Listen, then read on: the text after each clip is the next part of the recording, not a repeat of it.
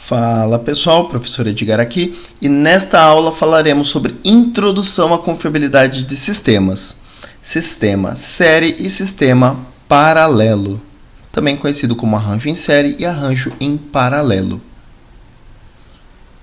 Primeiramente, o sistema ele nada mais é do que uma coleção de componentes, subsistemas ou conjuntos, sendo que esses estão dispostos em um design específico para atingir funções desejadas com desempenho e confiabilidade aceitáveis. Por exemplo, um carro, ele nada mais é do que um sistema complexo, composto de componentes, subsistemas e conjuntos, o qual o objetivo, a função desejada dele é deslocar algo ou alguém do ponto A ao ponto B. Como aqui a gente tem um exemplo do nosso carro, os seus componentes, subcomponentes, sistemas e subsistemas, todos eles têm por objetivo compor o carro, que é um sistema complexo, que por conseguinte tem como finalidade, como objetivo fim, transportar alguém, movimentar alguém do ponto A ao ponto B.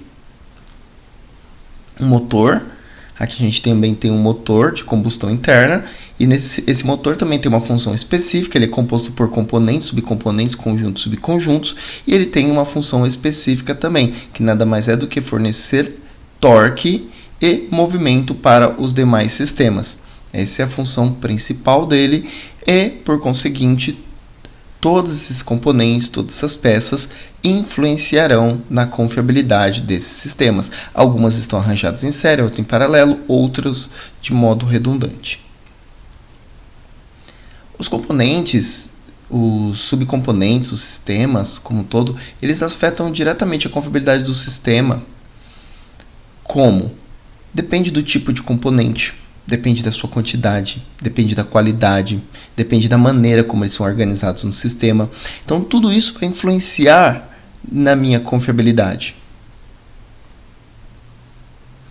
Aqui, por exemplo, a gente tem um sistema de bombeamento. No caso aqui, um sistema de bombeamento, onde eu tenho bombas centrífugas, especificamente motobombas, então eu tenho um motor e uma bomba acoplado a ele, e eu tenho o arranjo dessas bombas. O arranjo das bombas pode estar em série ou pode estar em paralelo, depende da necessidade final que eu exijo. Então, se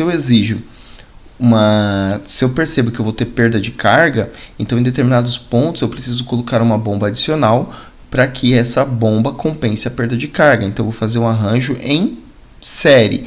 Se eu necessito um deslocamento maior de determinado fluido, mantendo as distâncias, então eu vou fazer uma associação em paralelo.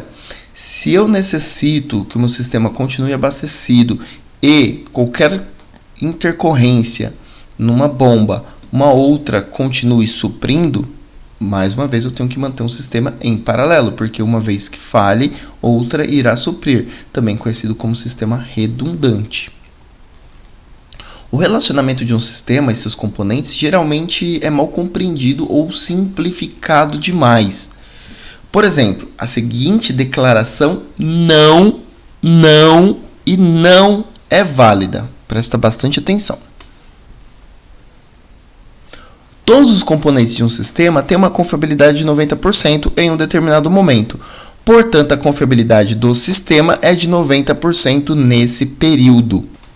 Então, pessoal, essa compreensão é muito errada e ela acontece muito. As pessoas analisam, se todos os meus componentes têm 90% de confiabilidade, portanto, o meu sistema tem 90% de confiabilidade também. Erradíssimo. Erradíssimo. A confiabilidade ela vai depender do arranjo, se o arranjo está em série ou paralelo. E isso vai influenciar nesse meu número. Não será esses 90%, ainda que todos os meus componentes tenham 90% de confiabilidade. Infelizmente, o entendimento insuficiente da relação entre um sistema e seus componentes constituintes pode resultar em declarações como essa, sendo aceitas como verdadeiras, quando na realidade são falsas. Vamos entender por que essa declaração ela não procede. Então, eu vou dar dois exemplos simples sobre arranjos em série e paralelo e vou mostrar para vocês que essa declaração ela não procede. Primeiro aqui eu tenho um arranjo de bombas montada em série. Ele está representado pelo meu diagrama de blocos e também pelo meu sistema real. Meu sistema real são essas duas bombas centrífugas. O meu diagrama de blocos é esse que está à esquerda. Abaixo eu tenho a minha tabela que contém os dados das confiabilidades. Então a máquina 1 com a tag M1, a variável R1, R vem de Reliability, que significa confiabilidade, e o valor da confiabilidade, no caso aqui 90% ou 0,9%. Considerando que no sistema em série a confiabilidade nada mais é do que o produto dos elementos constituintes, para descobrir a confiabilidade total ou resultante do meu sistema, basta multiplicar a confiabilidade 1 pela confiabilidade 2 e eu encontro que a minha confiabilidade desse sistema é de 81%. Então vamos voltar lá para aquela nossa questãozinha.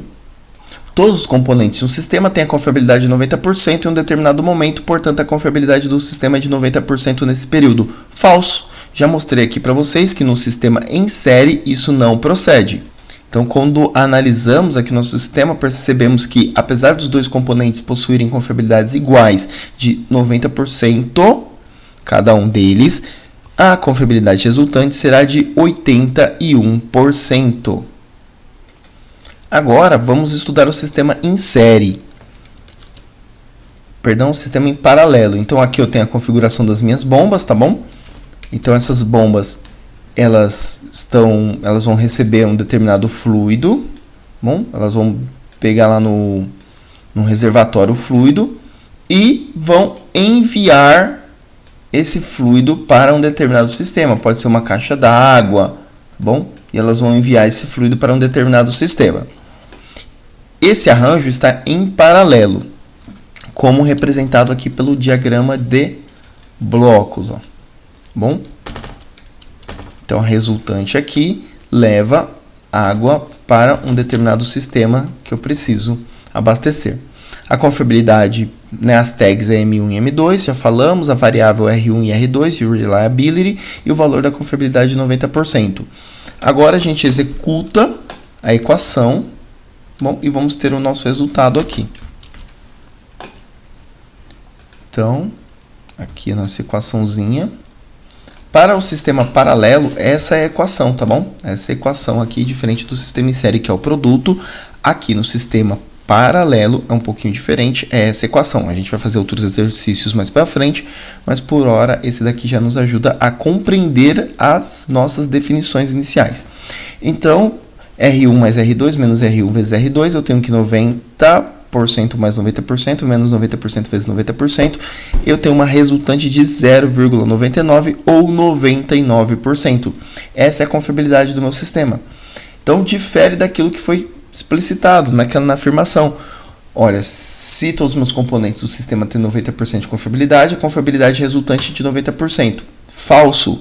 É falso para o sistema paralelo e é falso para o sistema em série. Quando tem dois componentes com uma confiabilidade de 90%, no sistema em série eu terei uma confiabilidade resultante de 81%, ou seja, minha confiabilidade ela reduz. No sistema em série, sempre a confiabilidade vai ser menor que a menor confiabilidade. E no sistema em série, a confiabilidade ela sempre vai ser maior que a maior confiabilidade. Bom, então essa é a resultante aí. Portanto, né, infelizmente a gente tem essa má compreensão, as pessoas acabam acreditando, né, até muitos profissionais da área acabam acreditando que se você tem componentes com confiabilidades iguais, você no fim, na ponta do sistema, você vai ter uma confiabilidade igual desses componentes. Isso foi provado por nós aqui que é falso, tá bom, pessoal? Então essa foi a nossa aula sobre introdução à confiabilidade de sistemas, série e paralelo. Nós falamos da importância de você identificar esses componentes série e paralelo, um pouco das aplicações, né? Então o sistema em série, se você precisa manter a carga no sistema, quando você tem perda de carga, você precisa mantê-la, né? Manter a carga para compensar essas perdas. Então comumente você utiliza sistema em série. Quando você precisa de sistema em paralelo, normalmente quando você precisa de redundância, você precisa manter o abastecimento, você precisa aumentar a vazão, entre outras coisas. Isso também está relacionado com custos, tudo bem? Então comumente o sistema em série ele é mais barato que o sistema paralelo, ou que o sistema redundante.